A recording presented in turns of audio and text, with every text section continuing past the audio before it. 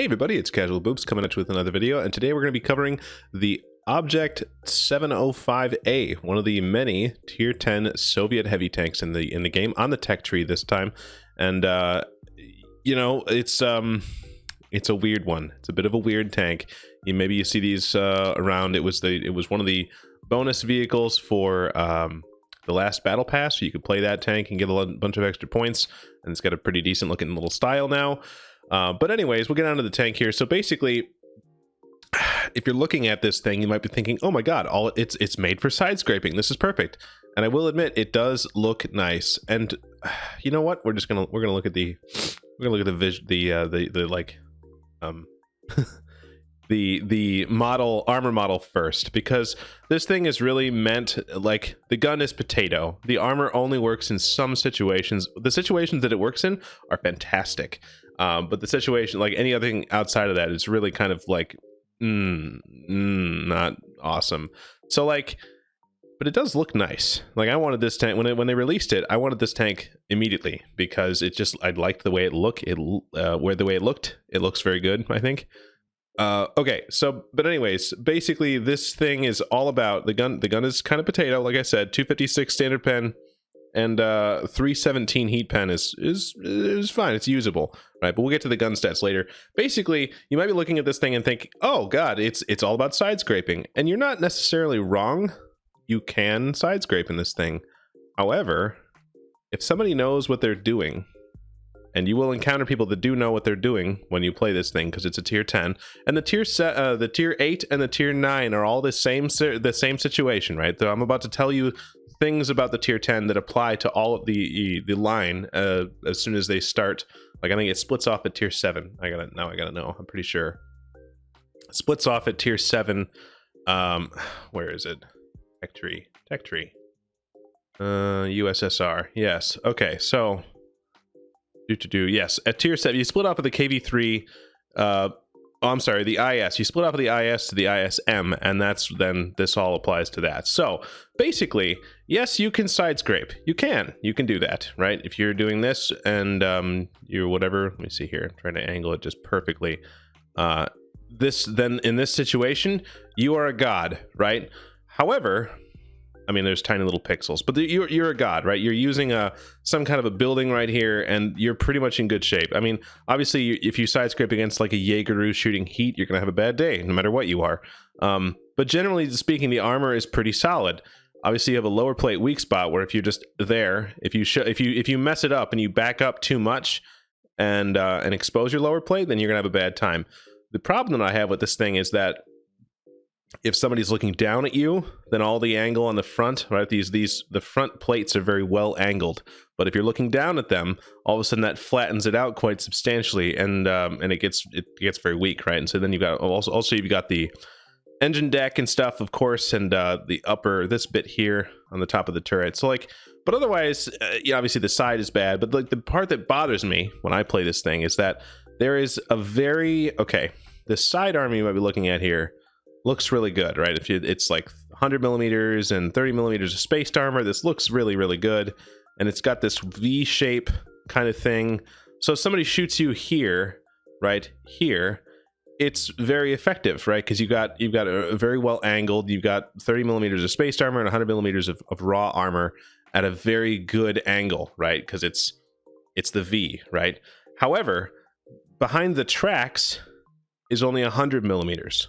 And it has the tracks as spaced armor, but it's flat is the big point here. So you could see here in the armor model, this part is angled and this part is flat. Why does that matter? So when you're side scraping, and you can see if you pay attention very closely to, as I'm angling the hull, how that angle looks when I over angle. So if you over angle just a hair and someone knows what they're doing, you will find people that shoot the inside of the drive wheel, and that will track you, and then it will also pen you. And if you over angle even a little bit, somebody's going to shoot you in the tracks, and it's, you know, like, shoot you through the tracks into the side armor behind the tracks, and you're going to be very disappointed. You're like, what the heck? I'm side scraping. This is supposed to be a side scraper. I thought I could side scrape, and you can't really. So like, this is the issue that I have with it, is even if you're doing it, if you like, the difference between doing it right and doing it wrong is like 2 degrees, 3 degrees, right? Like I've faced enemies like this, and then been cheesed through the tracks for a bunch of damage, and it was really frustrating. So what this thing does have going for it, though, is an incredibly solid turret. So really what you need to be doing in this thing is going hull down, or also face hugging, right? If you are in someone's face and you are like right there, this is all they can see. There's only a handful of tanks in the game that are tall enough to look down at you while you're face hugging, and then they cause a problem, right? Like so. Most tanks will just see something like this, and they're just dead. They're just dead, and then you just shoot them to death until they die. So the two things that these tanks do very well are going hull down and face hugging. And you can side scrape occasionally if people don't know what they're doing, or if you do it just perfectly. But if you're trying to side scrape against multiple enemies, or you're trying to side scrape against somebody who knows what they're doing, they're going to wait for you to pull out and over angle just a hair and shoot you right in the tracks, and it's going to pen your side armor. And so side scraping is questionable. And also these little angly bits, the shoulder bits, like the armor is very trollish. Even, and you'll see in the replay here that I'm about to show, if somebody's like, if you're wiggling and you're not really showing it, you're doing all kinds of dancing, then yeah, the armor is trollish, because it's not an obvious, like, you're moving the weak spot around, right? So if you're in this position, then this is the weak spot, and here it is. But then you do this, and they're like, oh, well, it's now it's the lower plate, and you do it again, and then they move us again. And so just by wiggling, you will make somebody have to choose a different place to shoot, and they might mess up their shot in doing so. So that's one way that armor does matter in this game.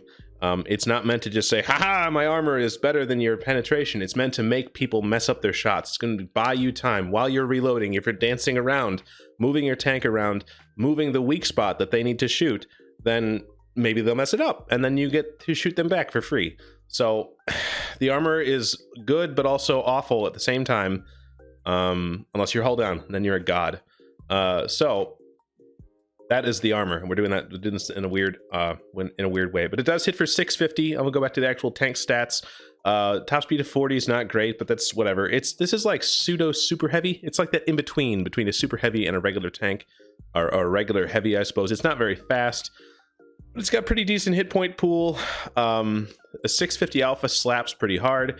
256 penetration is fine. Like I said, 317 heat pen is fine. You can get through most things with that. It's no big deal. The big issue, what am I trying to say? Obviously, you only got 5 degrees of gun depression. You can't be working hills. That's not what this thing does. 390 view range is fine. It doesn't really matter. This is not what that's for. It's meant to be brawling, right? You're meant to be in somebody's face. It's got a big gun, right? 152 means it's easier to overmatch. So I think you overmatch STRV tanks in this thing pretty easily if you can actually hit them. The big downside to this thing, aside from the weird kind of armor profile that I found, is the gun, right? So the soft stats look fine, but the final dispersion is awful. So it's very frustrating. I will say that the crew layout, the commander is the radio operator, which I don't remember how many of these different tier 10s, how many different Soviet heavy tanks have the radio man as the commander. But the drawback is that means if you want your view range skills, first you should get the situational awareness, because that gives you 3%. Then you should get your recon, which gives you 2%. So then you need repairs and 6th sense, and before you know it, it just puts a lot of stress on the commander as far as view range. So if you don't have all that, like I would personally rather have it on like the loader. But anyways, so here we are. So with that in mind, this is how this, like, all right, so now we're gonna get 2 builds. This is how I would run the thing. And of course I'm a tryhard, so I run food, talk about why that matters and the get good that just happened. Assuming hopefully you have some, I don't know, some view range or whatever. Okay, food. So what I do is, obviously if we're just playing along, assuming that you have everything in field modded, of course the all-terrain suspension, because Wargaming doesn't know how to balance their field mods. I'm taking this one always, right? Because again, balance.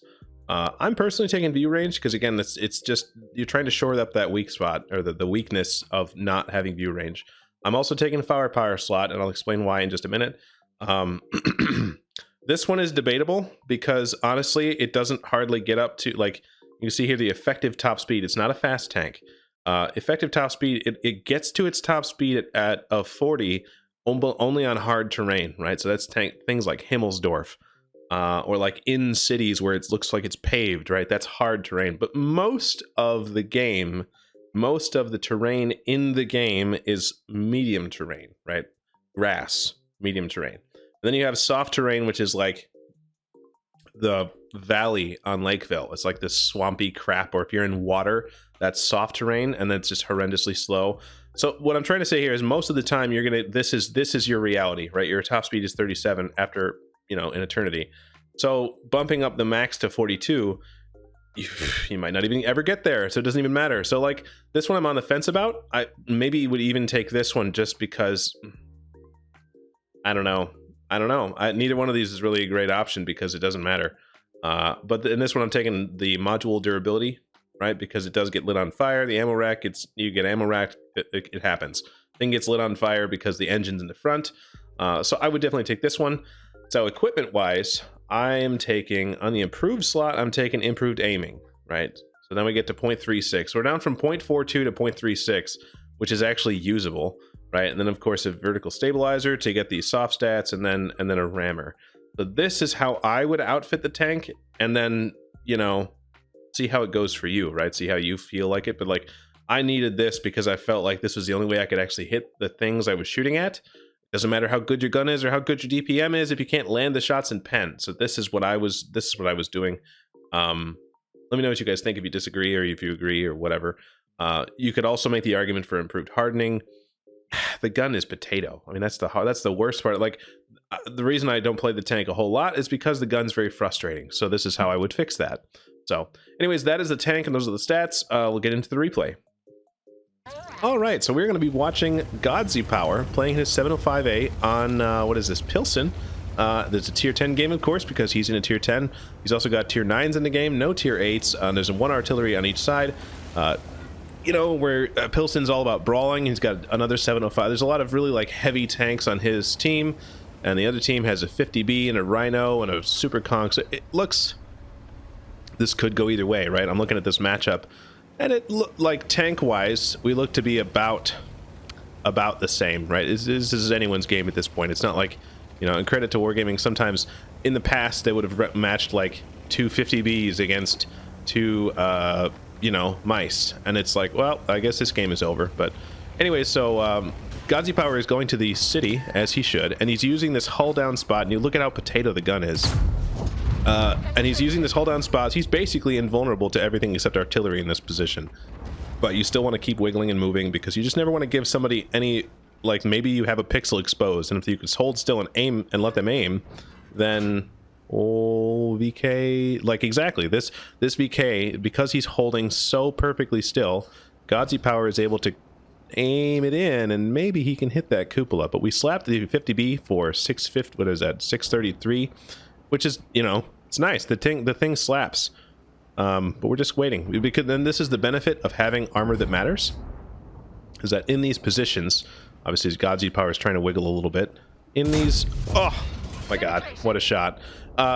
Because this is the VK is showing you what not to do, right, by holding perfectly still, and GodzyPower is in one of the unique positions where you really don't have anything to worry about from anything except artillery, because he's hull down.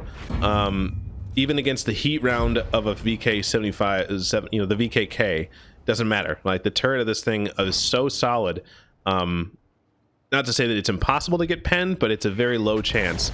But of course, artillery doesn't care about that. So yeah, this is a good spot, and it demonstrates again that there are some positions that this tank is extremely reliable, and that's one of them, right? I would never do that in basically any other tank, just sit there and dare somebody to shoot me, but this one can.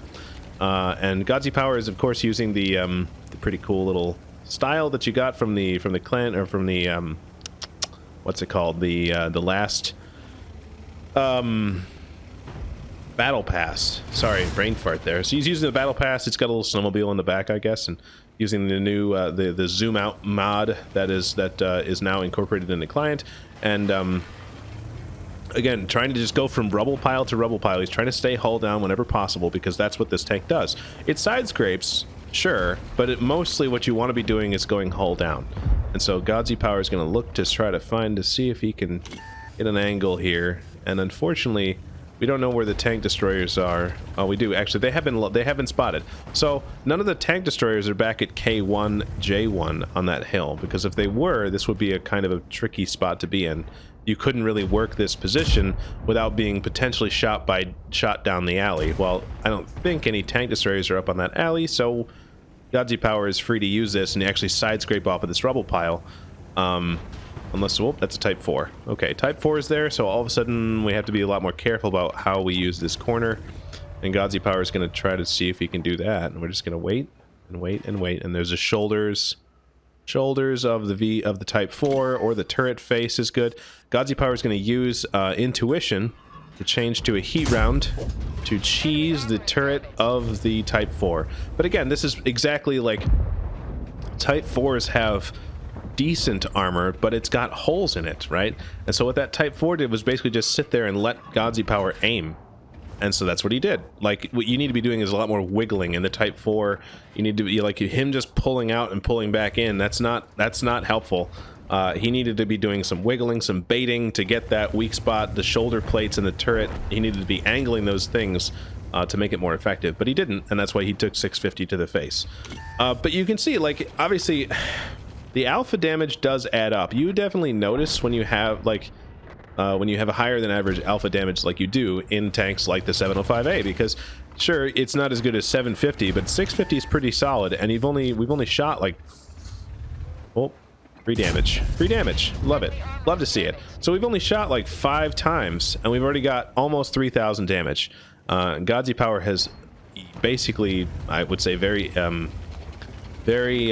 conscientiously chosen his ammo choices too this so far in the game. Shot AP when he needed to and switched to heat when he needed to. And let's see if this mouse is, oh yeah, so you can see the accuracy. You really definitely there are situations where the gun is just going to troll you and there's nothing you can do about it. And so those are the games that I've experienced, and this is why I chose the equipment. Right, I suggested the equipment that I did is just whatever you can do to get the thing to behave is crucial. But we're gonna just try to side scrape and not. This is real risky, Godzi Power. Just gonna try to see if we can get this. I mean, just, you know, if you're looking at the map, obviously you want to have the mini map as big as Godzi Power has it, or when I had mouse, just to keep an eye on what's going on in the game, right? And here we go. Ah, my gosh. Godzi Power was trying to shoot through the gap, and there's a ladder there, an indestructible ladder, which is a shame, right? Godzi, I think he did the right thing there, made the right call, tried to use terrain to his advantage, but that ladder said no, so unfortunate. But, what am I trying to say here? But you can see all the trollishness of the gun, right? So now Godzi Power wants to put himself in the game, but doesn't want to get pinched by the super conch. So how do we do that? This is a risky play here. And look at how big the reticle is. Oh my lord. Now that one went in, luckily, but now there's a super conch that's gonna, you know, player 2 has entered the game, and this is not good, right? So probably diving in like this, you had to know this was gonna happen, but Godzi Power knew that he had to get himself in the game, right? Because otherwise the game was over. And so that's an unfortunate, again, derpy gun, and he was shooting heat rounds at the super conch.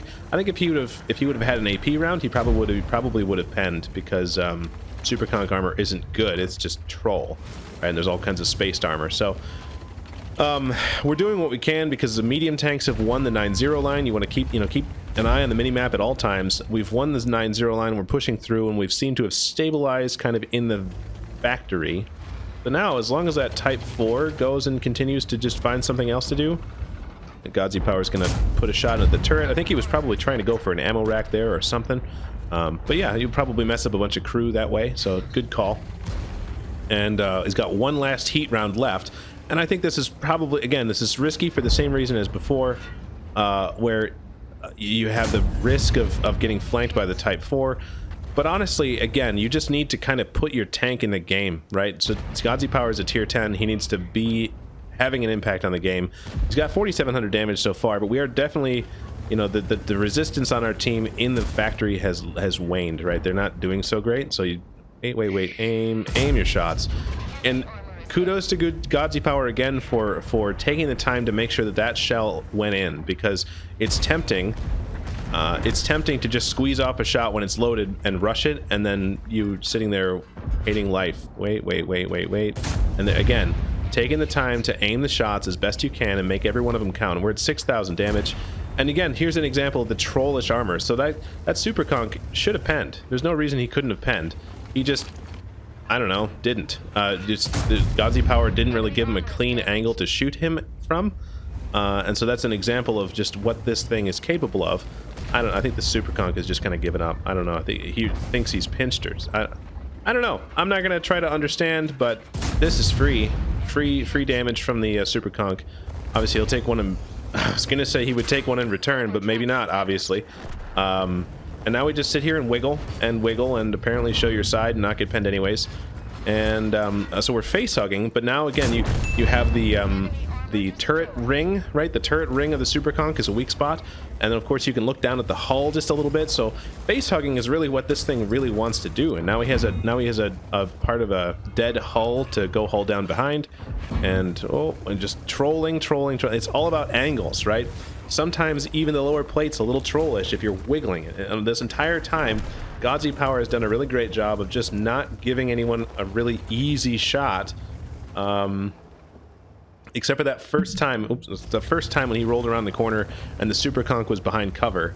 Then that was, he kind of gave him a couple of side shots, but he just wanted to get, even then he trades pretty well. 650 for 400 is a good trade. So now we just kind of wait, because Godzi Power has all of his allies are dead. All of his meat shield friends are dead. The 9-0 push is kind of faded. I don't know what those guys are doing over there. The Striv has left. The artillery is maybe paying attention. So, we're kind of by ourselves, but at the same time, Godzi Power's got 8,000 damage. So if you try to leave, I don't know, maybe you could get out, but he's got good cover here. So this is kind of where it is, right? There's no chance. There's no telling where they are. You have no information. And so this is a pretty solid position he's got. You can only approach him from a couple different ways. And so he's going to cross the gap. I think you're trying to coordinate with artillery. Of course, he could be surprised here. That Char, if I was the Char, I would be coming up the one line trying to put a clip in the back of him. But he's got a lot of hit points too. Godzi Power's done, he's got 4,200 blocked. He should have been dead a long time ago, but somehow isn't. And he's done a really good job, because right now, even the Char, if the Char wanted to clip him, it would have to hit all 4 rounds, and I think then if he didn't low roll, he would be okay. But here we're gonna side scrape again, doing it all right. You don't want to show your front. But this is the kind of inherent awkwardness of a rear-mounted turret, is you can't, in this particular case, it's kind of awkward to side scrape. You can't really be too aggressive or as much as you would want to. You want to just pull out and shoot the guy, but the only way that you don't get shot in return is to side scrape, and that makes things a little more awkward. So we're going to play this game, and there's a Char doing what Chars do, except not very well. Okay, so Char is shut down. Now we just gotta bait the shot. Don't give the guy a good shot. There we go. Okay, so Godzi Power did a great job baiting the shot, and now he just wants to. I don't know what this Type 4 is gonna try to do here, but he's giving Godzi Power the front. Oh, gotta aim for the little hatches or the side or anything like that, and gonna use the little bit of mobility that we do have here to try to just side hug and face hug. And the Type 4. I don't know what the Type 4 was aiming at, but we just have to stay at the side where you can see the side armor that Godzi has, and skillfully lights the Type 4 on fire. So this game is pretty much donezo. I don't know. I think there's probably a good 60% of this is due to Godzi Power wiggling and not giving somebody a flat, easy shot to aim at and baiting shots properly. But then the other 40% of this, I think, is people just taking shots they had no business taking. Why would you do that? I don't understand. But anyways, oh my gosh. And now we're just gonna, we have an artillery, so one way or the other this waffle is gonna get slapped. But oh my god, I think that one hit directly. But yeah, we don't want to, and again, Godzi Power using this the cover of the building to approach, and also demonstrating again the trollish armor. Even when you're looking straight at it, it doesn't take but just a little bit of a depression in the ground to be hull down, right? To not expose your lower plate, and that's a perfect example. All right, so at the end of the game, Godzi Power ended up taking home 9,300 damage, 3 kills, 5,400 blocked and 1,200 assist with a high caliber, the steel wall, an ace tanker, of course, a spotter badge for working together with the artillery, and of course the ace tanker, like I said, and then 1,509 base XP. Definitely, you know, whenever you're playing in a tier 10, you have the obligation to carry, right? That's the whole thing. You're the top tier. The game is on your shoulders. You have to pull your weight, and everybody else's too. And Godzi Power obviously did that. What a performance. And at the end of the game, he ended up actually even pulling some credits, making 30,000 credits because he didn't shoot that much heat. And most of the shots that he put out there, he did pen. So yeah, just goes to show you don't need to spam heat to necessarily do a good job. I think a couple of those where he got trolled like by the ladder, you know, that's just unfortunate. But even with that, you know, he was, let's see, shot 19 times, hit 16 times, and penned 14. That's a pretty good ratio. So anyways, that is the game, and thank you to Godzi Power for sending it in. Good luck on the next campaign coming up here in the next couple of days, and thanks for watching, guys. Hope this maybe informs you a little bit about whether you do or do not want to bother grinding the 705A line. I think it's okay. I don't think it would be where I would start. You know, I don't think it's the best, right? But it can be fun sometimes. So let me know what you guys think. Do you have the tank? Does this make you want the tank? All right. Thanks, guys. We'll talk to you later. Bye.